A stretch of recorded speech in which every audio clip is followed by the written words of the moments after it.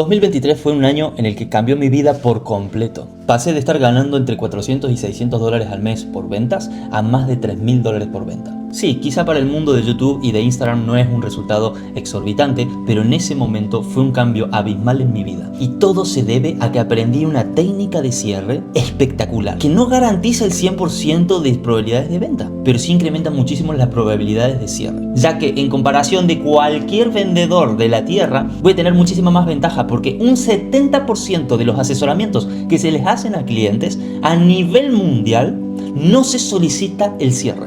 Es decir, de cada 1000 clientes asesorados, 700 clientes, los vendedores no han solicitado el cierre. Así que solo con implementar esta técnica ya estás años luz del 70% de tu competencia. Antes de decirte cuál es esta pregunta mágica que yo hago para poder cerrar muchísimas ventas, quiero darte contexto. Vos cuando hablas con un cliente, cuando llegás a la etapa de cierre, no tenés que generar fricción, no tenés que generar incomodidad y tiene que ser muy natural. Así que lo que yo te voy a explicar no es solo para que lo veas y digas, muy buena esta técnica, sino para que la apliques muchísimo, que hagas roleplay, que practiques con amigos y que luego vayas a practicar con clientes. Los primeros clientes te van a salir muy mal, los vas a quemar, pero no hay ningún problema con eso. Gracias a la práctica vos vas a mejorar día tras día y vas a abrazar esta pregunta, este cierre como tuyo y va a ser natural. Ahora bien, vamos a lo que nos compete.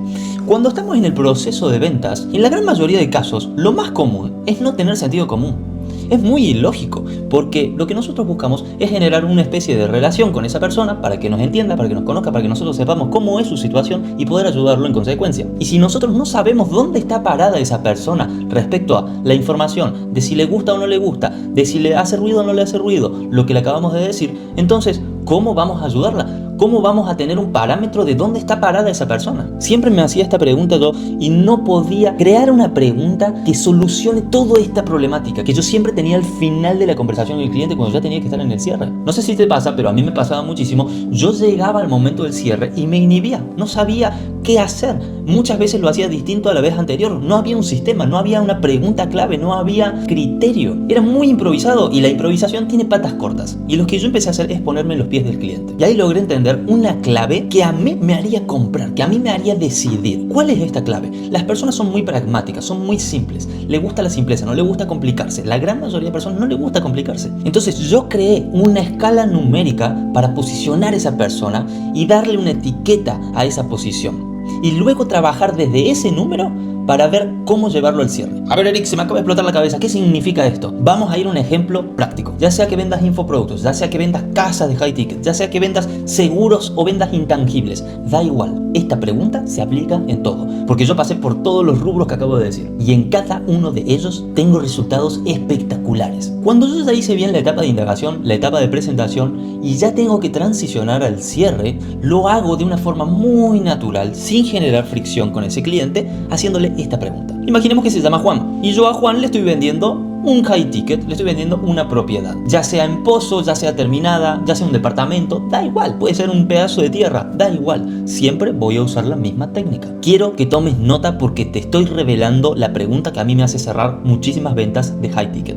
La pregunta es la siguiente: Juan, llegados a este punto, yo para saber, porque quiero tener un feedback, a mí me lo agradece mucho la empresa cuando le doy un feedback del cliente, vos, según todo lo que ya hablamos, en una escala del 1 al 10, siendo 1, Cherik, no te compro, pero ni a palos. Y siendo 10, Cherik, compro ya, vamos a firmar. ¿En qué número te encontrás vos? Y me callo. Siempre tenés que callarte cuando haces una pregunta cierre, porque el primero que habla, pierde. Y ahí el cliente te va a decir cuál es el número en el cual se encuentra. ¿Bien? Casi nadie me dice 10 en el momento y nunca me pasó que me dijeron 1, 2 o 3 o 4. La gran mayoría de veces me dicen entre un 6 y un 9. Así que vamos a decir que es un 7. Imaginemos que Juan me responde entonces, y mira Eric, yo le daría un 7 a esto. Y ahora la pregunta que voy a hacer es clave, porque el cliente no se lo va a esperar. Y funciona así. Juan, gracias por parte mía y por parte de la empresa por la honestidad, porque nos sirve el feedback de los clientes. Ahora te pregunto, ¿por qué no un 1? Y me callo.